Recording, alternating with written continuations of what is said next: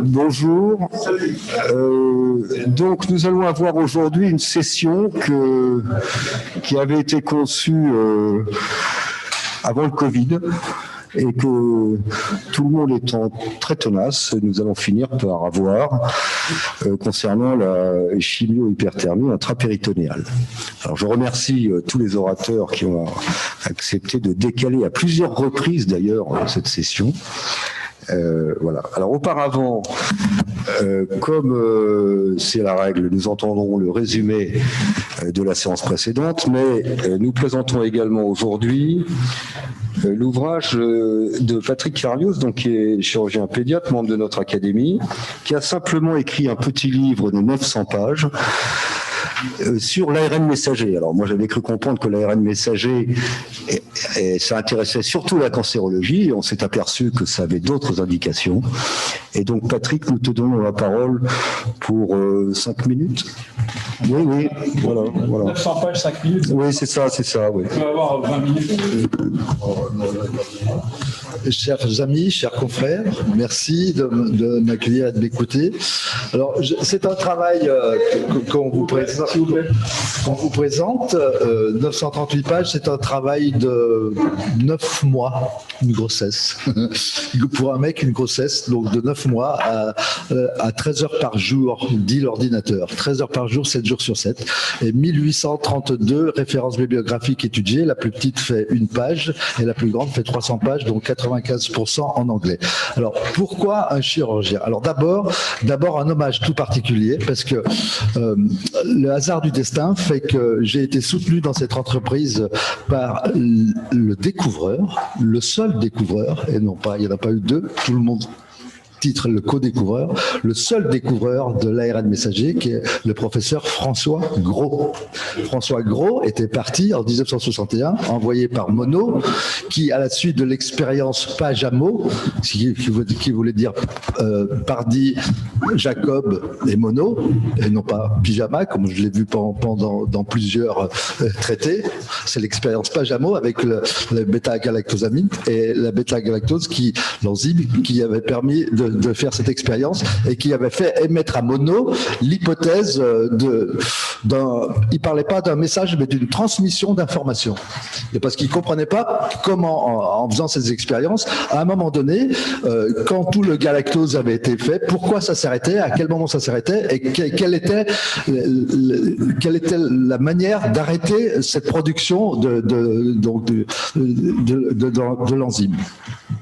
Et donc, ils ont cherché et il avait envoyé 2 personnes, Gros à Harvard, donc sur la côte Est, et puis Jacob sur la côte Ouest. L'un travaillait sur l'Escherichia coli, mais il y allait dans l'idée de découvrir vraiment l'idée de découvrir ce transmetteur.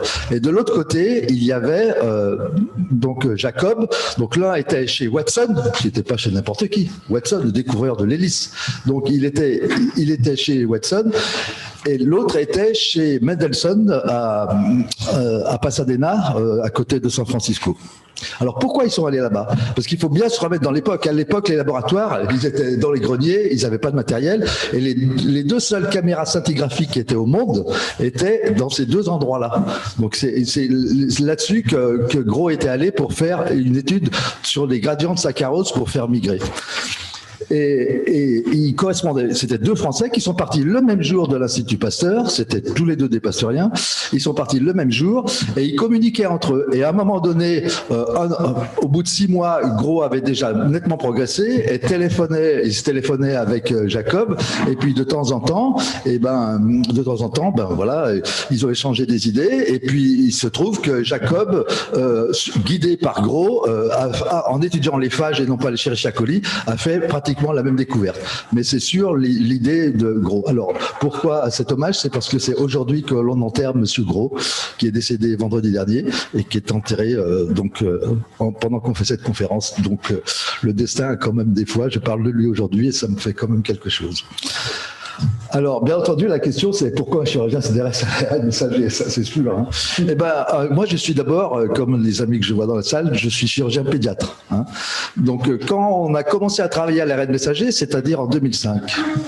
En 2005, quand les travaux ont commencé à fleurir sur l'ARN messager, je me suis dit, bah, tiens, quand même, l'ARN messager, oui, effectivement, ça paraît un médiateur important. Et est-ce que ça n'aurait pas un rôle dans toutes nos pathologies que nous, on a chez l'enfant, omphaloцèle, la paroschisis, ectopie, enfin, toutes ces malformations, est-ce qu'il y a qui ont un certain caractère génétique, atrésie de l'œsophage et tout ça, on sait qu'il y a des caractères génétiques. Bon, et c'est à partir de là que je me suis intéressé sans arrêt à l'ARN messager. Alors, et pourquoi j'ai écrit ce livre? Je l'ai écrit exactement, j'ai commencé le 19, dit toujours l'ordinateur, puisque j'ai écrit ce livre que sur ordinateur, le 19 janvier, très précisément, à 8h02, voilà, dit l'ordinateur. Alors pourquoi? Parce que le 18 janvier, j'ai été un peu ulcéré d'entendre notre président de la République qui disait, j'ai retranscrit sa phrase, puisque c'est dans tous les... 2020 2021. Ok. 2021. Et il a dit, oui, c'est un vaccin dont on n'est pas encore sûr, et il est hors de question d'envisager une vaccination de masse en France, au niveau national. Bon, on voit que c'est exactement l'inverse. Alors ça m'a foutu un peu, entre guillemets, les boules, hein, et j'ai dit non, il faut quand même que les gens sachent, parce que l'ARN pur, il était découvert quand même en 1929 par un franco-belge qui s'appelait Jean Brachet, d'accord. L'ARN messager, il était découvert en 1960 encore par un Français, hein, donc François Gros. Les premiers travaux d'ARN, c'est Catalin Carrico en 1985, hein, qui s'est expatrié de Roumanie, qui a fui un régime dictatorial communiste, et même hyper communiste, hein, puisque c'était Maritz, qui se disait lui-même le fils de Staline, donc c'est pour vous dire. Et elle s'est échappée parce qu'elle a d'emblée cru à l'ARN messager.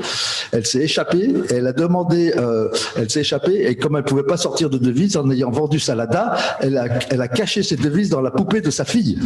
Et pour pouvoir continuer. Et elle a demandé l'asile à un pays. Il y a un seul pays où elle voulait aller. Vous ne devinez pas lequel c'est? La France. On lui a refusé, d'accord? Donc, refus de la France, refus d'Italie, refus de l'Espagne, accueilli à bras ouverts en Pennsylvanie, à Philadelphie. Voilà. Donc là, elle fait toute sa carrière, et puis, elle fait ses découvertes. Et de 85 à 2005, elle fait tous les jours la même manœuvre. C'est-à-dire que tous les jours, elle remplace un nucléotide dans la chaîne des 7500 à 15 000 nucléotides qu'il y a sur le brin d'ARN, qui fait quand même 1/10 de nanomètre, c'est-à-dire 1/10 de milliardième de mètre. Elle remplace toujours dans ces...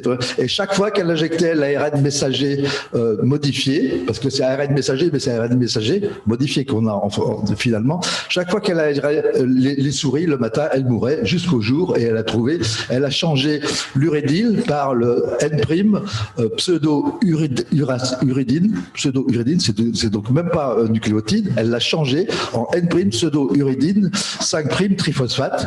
Et là, les souris ont vécu. Et après, elle a mis les NPLS, c'est-à-dire les lipides. Les lipides qu'il a mis tout autour, c'est-à-dire de la graisse, hein, grâce à Drew Weissman, qui était quelqu'un avec qui travaillait beaucoup sur l'allergologie, et en les mettant dedans, l'ARN a pu être transporté jusqu'aux cellules, et puis ne pas donner de suite, puisqu'il est détruit immédiatement après qu'il ait donné le message. Il sort du ribosome et il est détruit, mais dans le 10e de seconde qui sort. Donc cette femme est restée sur son idée, et elle a fait ça. Donc voilà un peu l'histoire de cet ARN messager, qui est quand même une belle histoire. Alors 1985, elle commence ses travaux, elle arrête en 2005. 2005, bien entendu, c'était une femme. Donc elle est restée toujours dans les sous-sols, elle restait toujours dans des petits labos, hein, et c'était une femme. Je dis toujours, je vais faire plaisir à ces dames. J'ai même moi 2 filles, 3 petites filles et une femme. Et donc je connais bien le caractère féminin. Et je dis toujours, quand une femme a du génie, on dit qu'elle est folle. quand un homme est fou, on dit qu'il a du génie. Et donc, vraiment, cette femme avec beaucoup de génie est arrivée, elle a fait ses travaux, et en 2005, elle a donc été récupérée par Ugud Şahin et puis Olwed Tükesi, qui sont le couple turc, mais ils étaient allemands, ils sont arrivés à 5 ans, hein. Et c'est pas n'importe quel couple, hein. C'est un couple quand même, lui est professeur d'immunologie à Mayence, elle est quand même secrétaire de la Société européenne de cancérologie, donc c'est pas n'importe qui. Mais ils travaillent en Amérique, ils travaillent en Allemagne, ils travaillent à l'américaine, c'est-à-dire que le matin ils sont institutionnels à la faculté dans leur labo, et l'après-midi ils sont dans leur biotech. Et donc c'est comme ça qu'ils sont montés. Et donc ils sont partis ils ont récupéré Carico pour partir sur une idée, c'est-à-dire un vecteur d'ARN messager pour aller tuer des cellules cancéreuses. Donc on faisait les néo-antigènes des cellules, et à partir des cellules cancéreuses, à partir on faisait un anticorps cible, et avec de très très bons résultats, hein, notamment sur le mélanome. Le mélanome, il y a des très très bons résultats. Il y avait déjà presque plus d'1 million en 2005, de 2005 à 2015, il y a eu pratiquement 1 million de malades traités. Puis après, ils se sont étendus au cancer du poumon, au cancer du sein, au cancer les BRCA3, tout ça, jusqu'au cancer de la prostate actuellement. Donc ce n'est pas, et en 2005 ils ont fait ça, ils ont quand même investi, on a fait tourner un algorithme, j'ai fait tourner un algorithme très simple, hein. On prend toutes les publications qu'il y a, on prend le nombre d'auteurs, on prend à peu près le nombre de travail, le nombre de matériel et tout ça, c'est un investissement quand même de 197 milliards sur l'algorithme, 197 milliards de dollars, d'accord ? Alors quand on dit qu'il faut que ça passe, mais ces gens en 2005 ou en 2015, personne ne parlait de Covid ni d'ARN messager. On savait de petits trucs de nos années de faculté, mais on ne savait pas tout. Donc ces gens ont quand même beaucoup investi intellectuellement et financièrement. Et donc quand est arrivé le Covid, et c'est là l'idée de génie, parce qu'un génie pour moi, quand on fait l'histoire de la médecine ou l'histoire de la chirurgie ou l'histoire des sciences, on s'aperçoit que les découvertes, elles ont été faites un peu partout. Mais le génie, c'est le génie qui arrive à voir ce qu'il faut là où personne n'a rien vu. Et eux, ils ont vu, ils se sont dit à un moment donné, ah ben non, nous ça marche très très bien, on a un vecteur viral pour aller tuer des cellules cancéreuses, est-ce qu'on pourrait pas prendre un vecteur viral pour aller tuer un autre virus? Ils ont fait leur expérience, 15 jours après, ils avaient dans les boîtes de pétri, ils avaient le seul test qui est valable, parce que tous les tests dans lesquels on vous abreuve, c'est-à-dire le RT-PCR, les tests salivaires et tout ça, c'est de la bibine. Le seul test valable, c'est le test de neutralité virale. Seulement ça coûte très très cher, hein. Et puis il faut à peu près 20 jours pour avoir les résultats, mais c'est de savoir combien votre sérum va tuer de virus. Donc c'est inversement proportionnel, c'est-à-dire on prend le sérum du malade, on dilue un demi, un quart, un huitième, un 16e, un 32e, un 64e et ainsi de suite. Et plus la dilution est haute, plus ici elle tue encore des cellules, ça veut dire qu'il y avait beaucoup d'anticorps. C'est la seule façon réelle de savoir si quelqu'un est infecté. Et donc, j'en arrive au fait qu'ils se sont dit ça, ils l'ont fait, et les boîtes de pétri ont donné des résultats immédiats en 15 jours. Donc, ils ont levé des fonds. C'est à ce moment-là qu'ils se sont associés avec Pfizer, parce qu'avant, ils n'étaient pas du tout avec Pfizer. Et puis, ils ont lancé leur truc.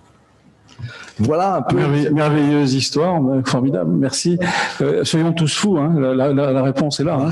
Ayons tous du génie, voilà. Qu'on soit homme ou femme. C'est peut-être la leçon à retenir. En tous les cas, mille merci Patrick. En même temps, c'est magnifique de voir qu'une formation chirurgicale peut conduire à une grande réflexion sur un sujet aussi important d'actualité, oui, qui dépasse les compétences de beaucoup de chirurgiens quand même. Mais je suis surtout comblé parce que monsieur François Gros, qui est quand même un géant, hein, j'ai mis une dédicace, c'est ce géant, il a comme un petit trait, il m'a fait la préface de ce livre, c'est-à-dire qu'à 96 ans, il a étudié toutes les pages, il l'a lu, il a étudié et il a quand même mis, il n'a pas parlé d'ouvrage, il n'a pas parlé de livre, il n'a pas parlé de travail, et pour un chirurgien, ça fait assez plaisir parce qu'il a dit, ce remarquable traité que nous offre aujourd'hui le docteur Carlios se distingue de nombreux autres ouvrages pédagogiques. Donc, j'imagine que vous avez des questions à poser, on peut... Oui. ouvrir une ou deux questions, s'il vous plaît. Alors, ce livre est à compte d'auteur. Malheureusement, quand vous allez avec une idée comme ça, voir des éditeurs, eh ben, vous passez pour le professeur Nabus, surtout moi avec mes grands cheveux et mes lunettes.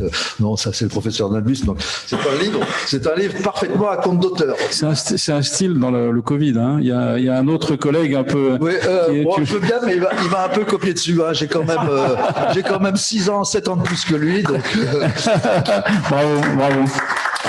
moi, demandez à Philippe, j'ai toujours été comme ça. Est-ce qu'on peut te poser une question, peut-être d'ordre pratique? Que doit-on penser aujourd'hui de la 4e dose, hein, pour ceux qui Il n'y en aura pas. Il n'y en aura pas. Non, pas. Enfin, normalement, il ne devrait pas y en avoir, sauf si le BA1 ou le BA2 ou un autre variant arrive. Mais à ce moment-là, ça sera une autre vaccination double pour un autre variant. Parce qu'on arrive actuellement à très bien faire. Alors, il faut vous expliquer. On vous parle tous de protéine S, Spike. Quand vous lisez les articles, c'est pas protéine S.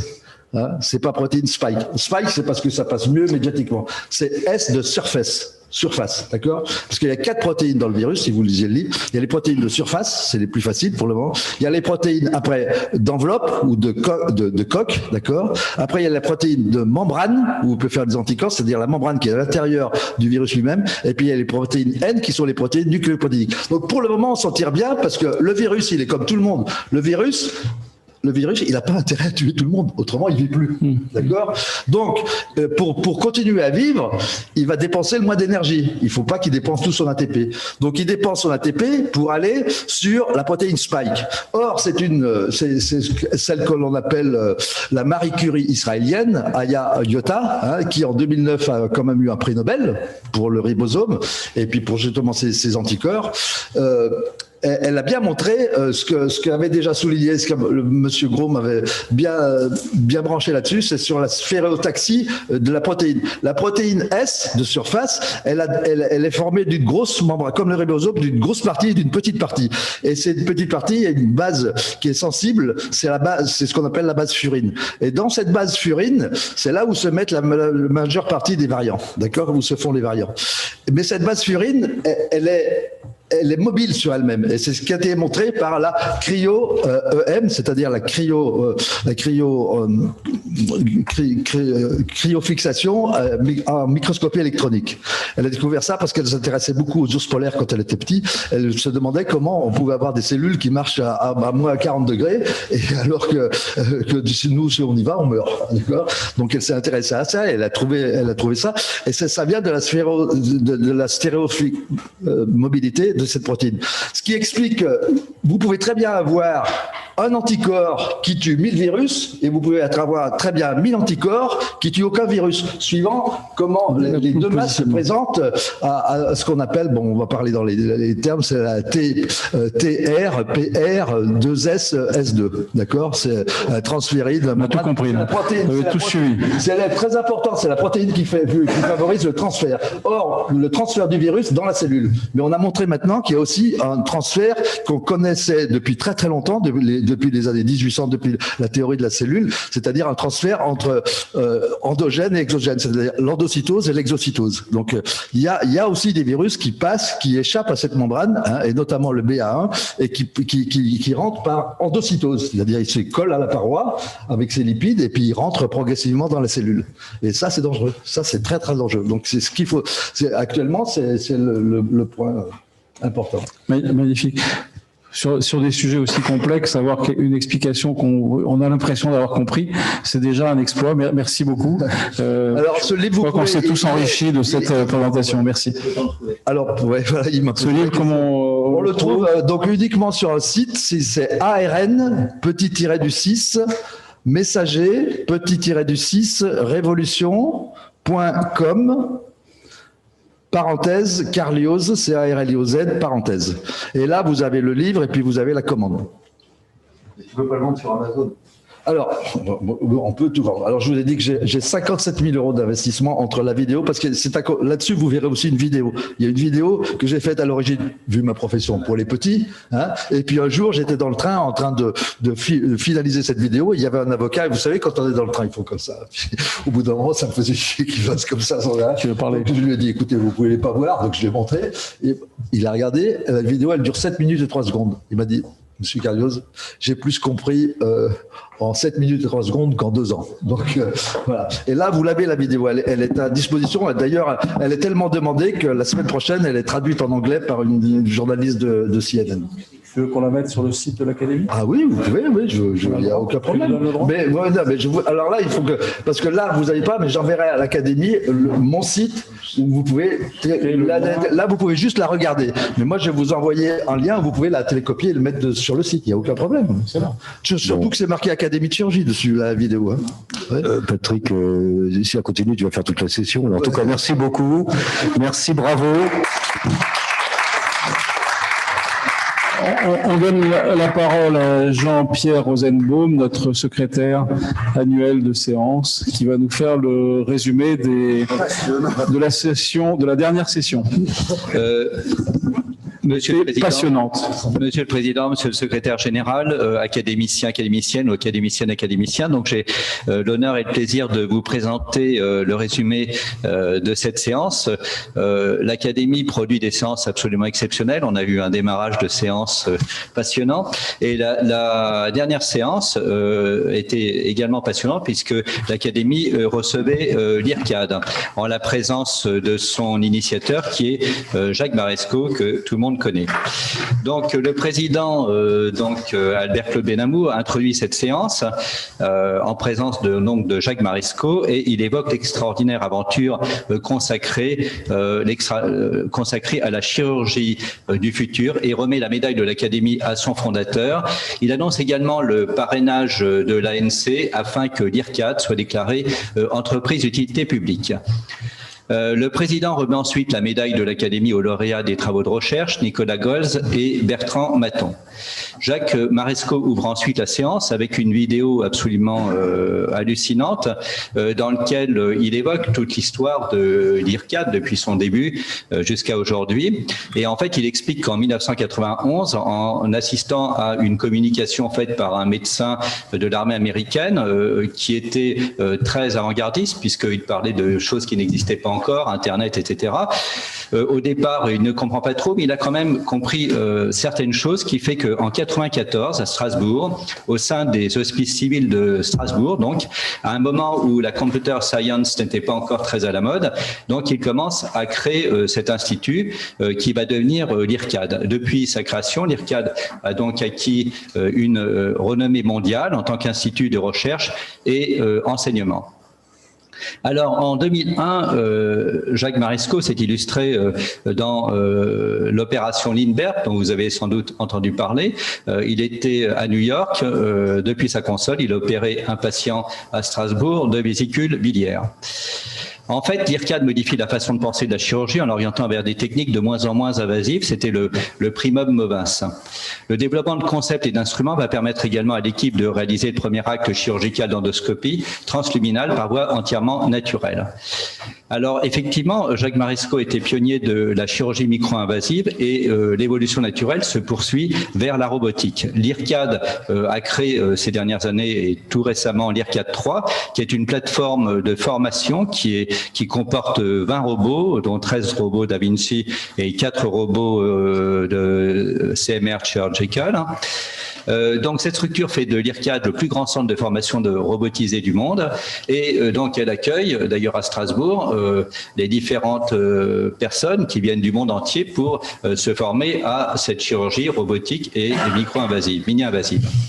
Le succès national français donc de l'IRCAD qui est à Strasbourg rayonne sur le monde entier puisque en fait il y a des instituts BIS qui se sont créés en Chine, en Amérique latine, au Rwanda et un futur institut qui va être créé aux États-Unis à Charlotte dans une méga structure. Jacques Marescot a ensuite présenté la première communication, imagerie robotique et intelligence artificielle, comment les technologies digitales conduisent à une chirurgie intelligente. Grâce au progrès technologique, la chirurgie mini-invasive évolue inévitablement vers la chirurgie automatisée.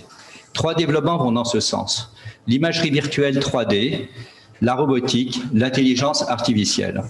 L'imagerie 3D est fondamentale puisque c'est sur elle que repose toute l'intelligence artificielle, puisque cette qualité d'image est complètement nécessaire pour servir de guide justement à la robotique. Donc, l'IRCAD a développé un système, le Visible Patient Suite, qui est une spin-off de l'IRCAD, qui permet de construire un modèle en 3D de n'importe quel organe visible en IRM ou en scanner. Elle peut être utilisée n'importe où grâce à sa forme, grâce à différents façon de s'en servir, en particulier grâce à sa version smartphone. Donc, à un moment où il fallait 4 heures, il y a quelques années, en 2019, pour recréer une image, il faut actuellement 6 minutes en 2022. La superposition de l'image virtuelle sur l'image réelle en temps réel, réalité augmentée, va permettre à la robotique chirurgicale, dans un délai de 5 ans, de conduire de l'assistance interventionnelle, qui est une sorte de GPS chirurgical, à la chirurgie automatisée. Ensuite, l'évolution technologique de la robotique que tout le monde comprend. Ensuite, et le dernier point, l'intelligence artificielle qui va soutenir la prise de décision chirurgicale, qui évitera la stratégie du chirurgien isolé, diminuera la charge mentale du chirurgien. Elle permettra également de reconstituer des images réalisées par un smartphone, par exemple avec un appareil de mauvaise qualité qui est fait, qu'on utilise à distance dans les pays en voie de développement. On peut recréer en allant à la source image, recréer une image de qualité qui permettra de guider justement par l'intelligence artificielle des éventuels robots. Alors donc, la révolution chirurgicale est en marche, la science chirurgicale et la science-fiction se rejoignent. Alors, le président félicite Jacques Marescot et la première question de Jacques Caton, la phase d'apprentissage passe-t-elle d'abord par la chirurgie ouverte? Y a-t-il des consoles doubles pour ce format à la robotique? Tous les robots sont en double console. La formation passe par des simulateurs, puis cadavres, puis chirurgie, avec double console et assistance d'experts. Question d'Albert-Claude Benamou, la formation passe-t-elle toujours par ces stades ou accède-t-on plus directement à la chirurgie robotique? Alors ça dépend du nombre de cas faits. Par exemple à Taïwan où il y a de très nombreuses indications, les chirurgiens passent beaucoup plus rapidement à cette phase. Jacques Caton, comment prévoyez-vous l'avenir de la robotique dans la chirurgie orthopédique? La réponse est faite par Olivier Jardet. La robotique est arrivée dans son service en orthopédie, notamment pour les prothèses de genoux et pour la cheville. Christophe Matoulin, le chirurgien ne deviendra-t-il qu'un simple contrôleur des robots? Et là, une réponse très intéressante. Le chirurgien travaillera sur des clones virtuels pour déterminer la meilleure stratégie opératoire, comme un metteur en scène, et le robot assisté de l'imagerie et de l'intelligence artificielle effectuera l'acte. L'acte n'est pas fondamental, c'est la conception qui compte. Hubert Joannet, un ingénieur peut-il devenir chirurgien et un chirurgien peut-il devenir ingénieur? Le sens va plutôt de l'ingénieur à la chirurgie plutôt que l'inverse. Ensuite, Didier Mutter nous a présenté l'éducation chirurgicale par Internet, WebSurge, ou le succès par la technologie. Alors cette université WebSurge, émergée imaginée en 2009, est une spin-off de l'IRCAD. Alors c'est une plateforme dédiée à la formation qui diffuse des vidéos de toute spécialité dans 7 langues avec un nombre très important de vidéos proposées puisqu'il y en a environ 4900 avec 53 webinars, des avis d'experts et ces contenus sont en permanence actualisés et validés par un comité éditorial scientifique. L'accès est gratuit et on dénombre environ 35 000 vues par mois avec des durées de vue de plus en plus longues. Le site rencontre un franc succès avec un nombre inscrit de 30 000 membres et ce site donc sert à la validation des évaluations des pratiques professionnelles grâce à des modules de e-learning, non seulement en France mais également aux États-Unis par exemple. Alors la question que j'ai posée, les inscriptions étant gratuites, comment financez-vous WebSurge? Allez-vous évoluer vers la vidéo 3D? Réponse, WebSurge est alimenté par des vidéos internes à l'IRCAD et par des chirurgiens extérieurs. C'est-à-dire qu'il n'y a pas de coût de fabrication des vidéos. L'évolution technique se fait plutôt vers la vidéo HD plutôt que la 3D, car tout le monde n'est pas équipé de système 3D. Jacques Maresco complète la réponse en disant que WebSurge, le coût de WebSurge est d'environ 1,5 million d'euros par an. Et donc, c'est financé effectivement par l'IRCAD et par des partenaires, mais également par des inscriptions de chirurgiens qui acceptent maintenant de payer environ 400 euros la séance de formation, ce qui fait finalement pas une rentabilité, mais ça permet quand même de récupérer à peu près pour 70 inscrits, 28 000 euros, ce qui n'est pas rien.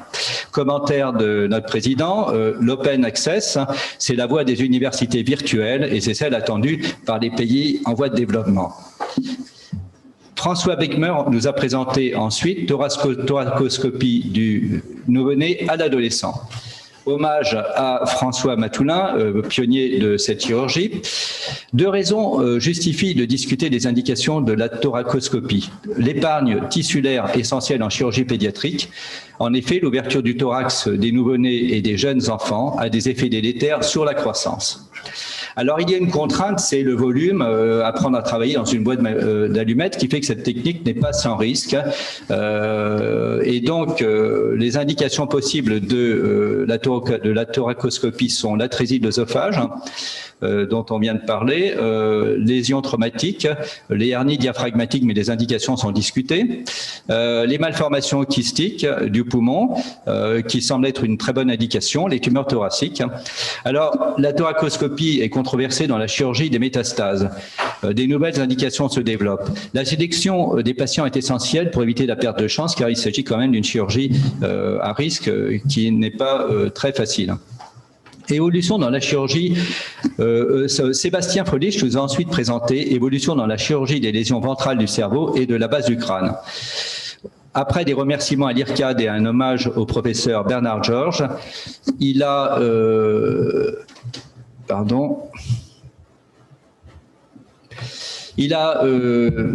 évoqué le fait que les interventions de la base du crâne font partie des interventions les plus complexes de la neurochirurgie et les plus à risque de complications et de mortalité. En effet, il faut créer un corridor à travers l'anatomie complexe de la base du crâne tout en préservant les structures critiques et en évitant la rétraction cérébrale. Le choix de la voie d'abord est fondamental et donc il y a plusieurs voies possibles que je vous laisse le soin de lire. Il est nécessaire de perforer la dure mère, ce qui constitue un risque de fuite de liquide céphalorachidien avec un risque bien sûr de méningite qui peut être parfois mortel. Les gestes même micro-invasifs peuvent créer des macro-dégâts. Les méthodes utilisées pour ces opérations peuvent être hybrides avec microscope, endoscope, ainsi que les voies d'abord, en fonction de la localisation et du volume de la tumeur. Le traitement des tumeurs de cette région bénéficie de l'évolution récente des stratégies adaptatives hybrides, endoscopiques chirurgicales et radiochirurgicales afin de trouver le juste équilibre entre le risque chirurgical et la toxicité de la radiochirurgie.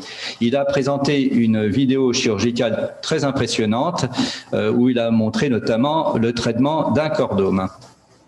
Alors, Jean-Claude Coufinal a posé la question sur hémostase et risque hémorragique.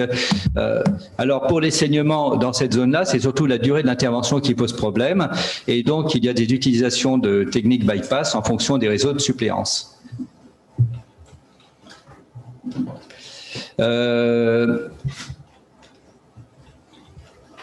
Notre président, et qu'en est-il de la learning curve? Tous les internes ne se forment pas à cette technique. C'est une technique en effet très difficile et la formation n'est destinée qu'aux personnes qui veulent se diriger vers ce type. Et il y avait encore une page, mais que je me rappelle, donc elle n'apparaît pas. C'était les félicitations du président pour ses communications si intéressantes. Et d'ailleurs, le président évoque un événement en 2004 dans l'Arctique ou l'Antarctique où une femme avait une tumeur, je crois, du sein, et donc elle avait eu un prélèvement, une biopsie qui avait été fait par un infirmier, je crois, ça avait été envoyé par un satellite. L'analyse avait été faite à distance et la chimiothérapie avait été parachutée. Voilà pour conclure cette séance. Voilà. Merci beaucoup.